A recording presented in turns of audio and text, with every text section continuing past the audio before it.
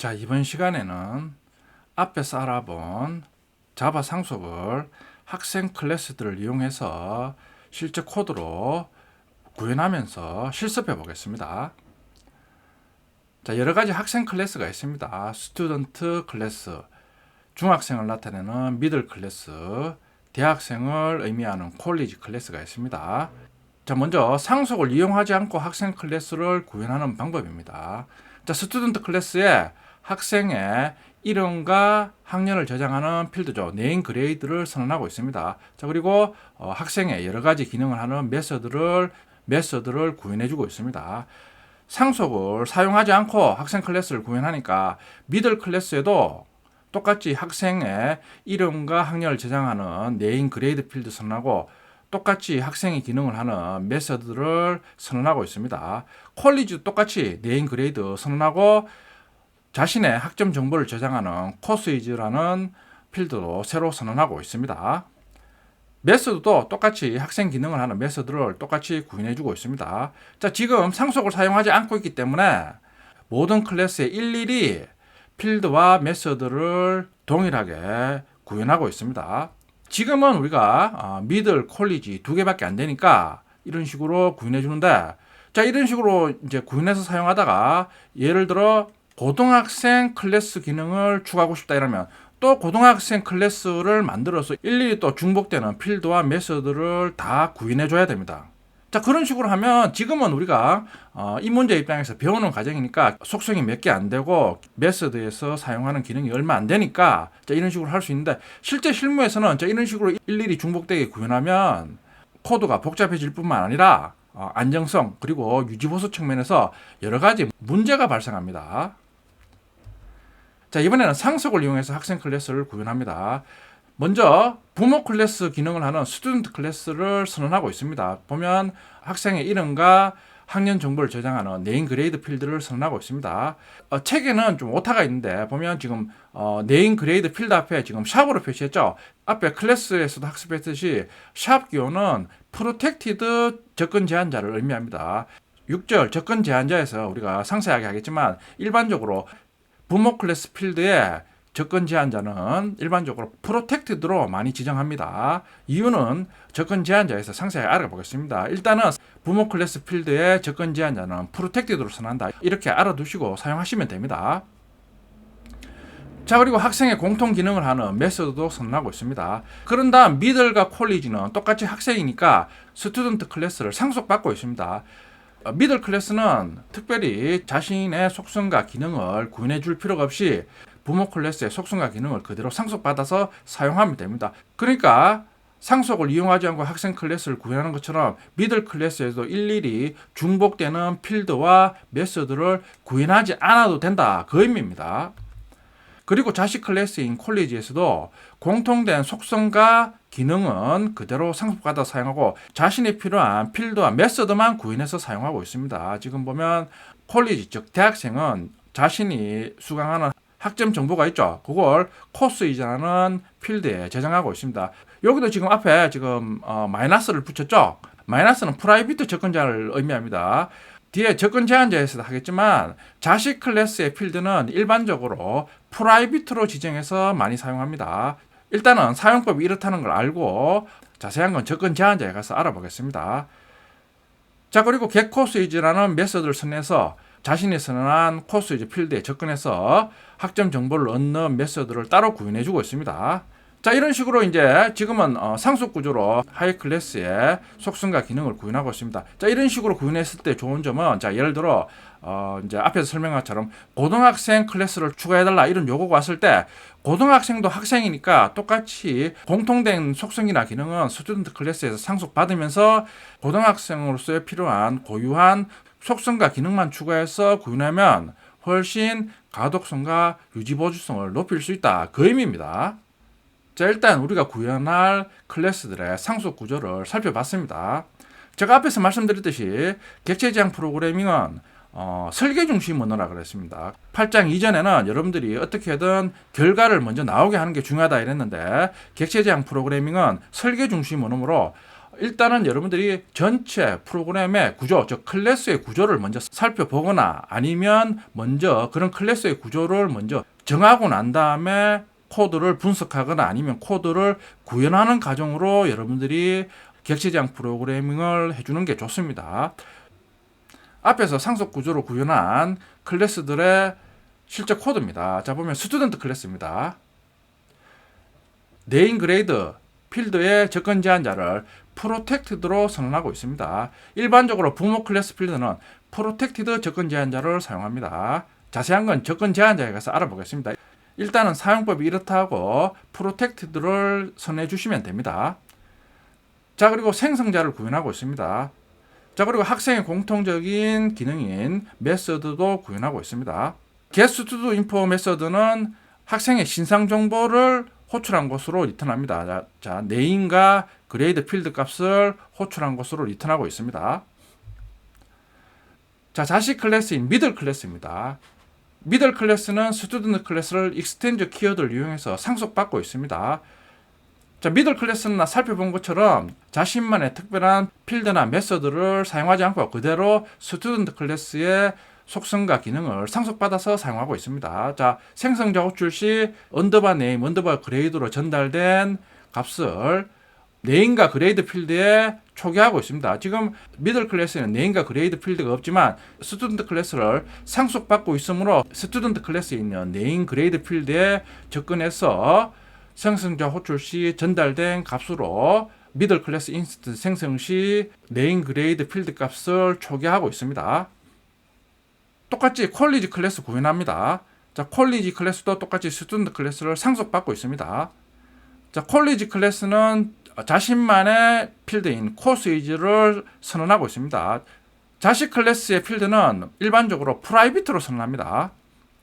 자, 퀄리지 클래스 생성자 호출 시 언더바 네임, 언더바 그레이드 코스이즈로 값이 전달되면 네임 그레이드, 퀄리지 클래스에는 네임 그레이드 필드가 없지만 지금 스튜던트 클래스 상속받고 있으므로 스튜던트 클래스에 있는 네임 그레이드 필드에 전달된 대학생의 이름과 학년 정보를 초기화하고 있습니다. 똑같이 학점 정보도 자신의 필드인 코스이즈에 초기화합니다.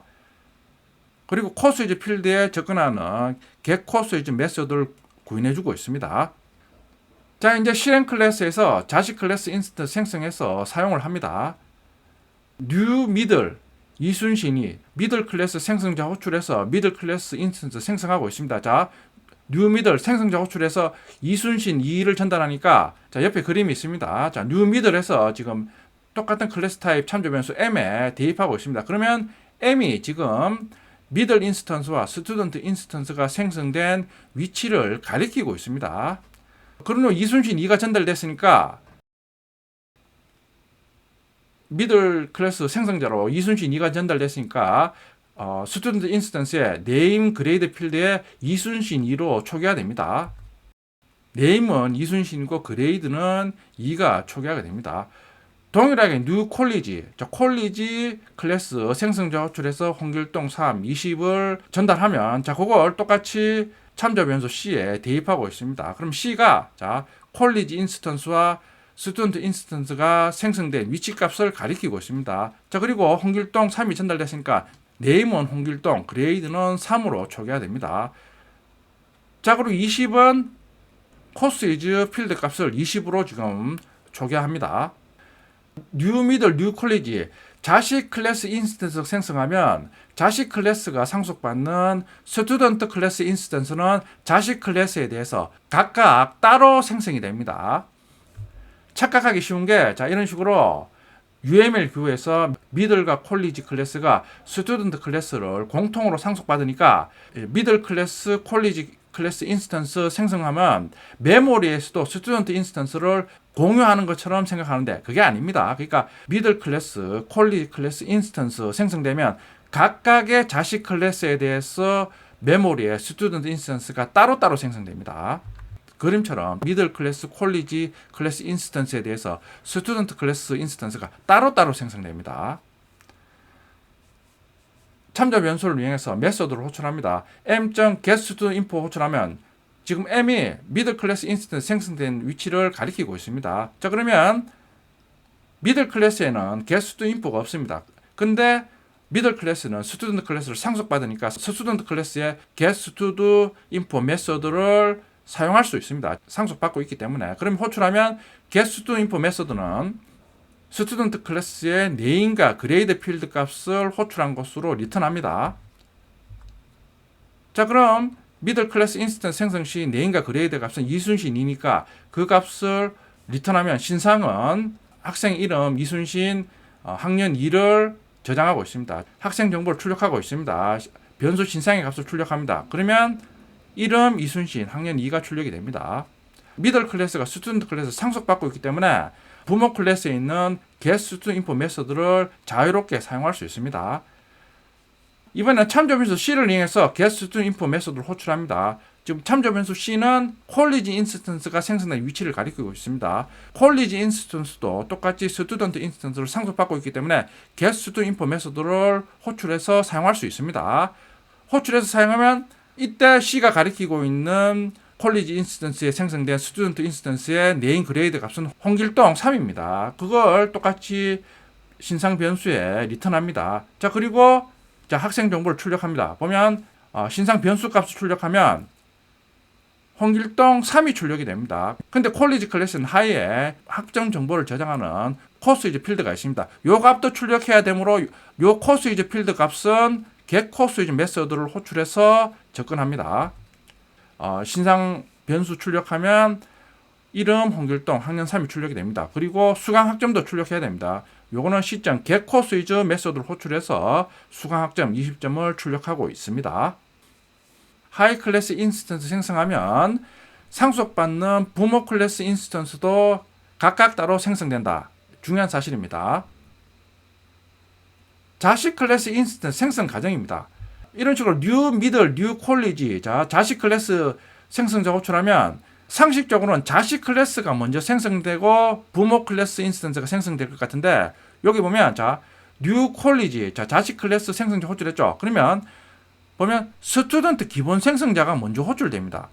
그리고 난 다음 미들 클래스 생성자 호출. 자, 무슨 의미냐? 자, 우리가 자식 클래스 생성자 호출하면 우리 뒤에서 이제 하겠지만 내부적으로 부모 클래스 생성자를 먼저 호출합니다. 따라서 부모 클래스 인스턴스가 메모리에 먼저 생성이 됩니다. 그리고 난 다음에 자식 클래스 인스턴스가 생성이 됩니다. 즉 부모 인스턴스가 먼저 생성된 후 자식 인스턴스가 생성됩니다. 그러니까 이런 식으로 뉴 미들 뉴 콜리지 하면 먼저 내부적으로는 스튜던트 인스턴스가 먼저 생성이 됩니다. 그리고 난 다음에 미들 콜리지 인스턴스가 생성됩니다.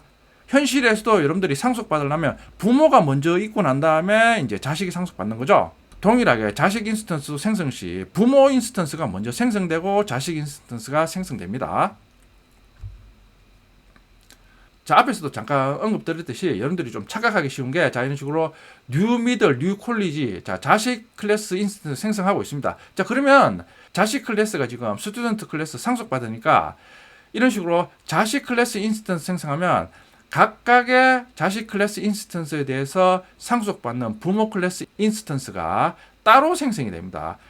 앞에서 설명됐듯이 이제 상속 구조 나타낼 때 UML로 미들과 콜리지가 스튜던트 클래스를 공통으로 상속받는다. 그걸 자꾸 생각해서 이런 식으로 뉴 미들, 뉴 콜리지 자식 클래스 인스턴스 생성하면 자, 스튜던트 클래스 인스턴스가 메모리에 생성돼서 이걸 미들과 콜리지가 공유하면서 사용한다. 이런 식으로 이해하는 사람들이 있는데 자식 클래스 인스턴스 생성하면 각각 자식 클래스 인스턴스에 대해서 따로따로 부모 클래스 인스턴스가 생성됩니다.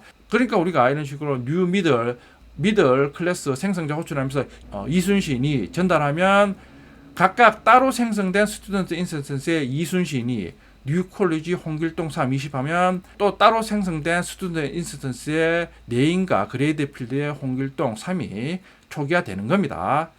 착각하기가 쉽습니다. 자, 이상으로 학생 클래스를 이용해서 상속 구현하는 예제를 살펴봤습니다. 실제 이클립스에서 실습해 보겠습니다.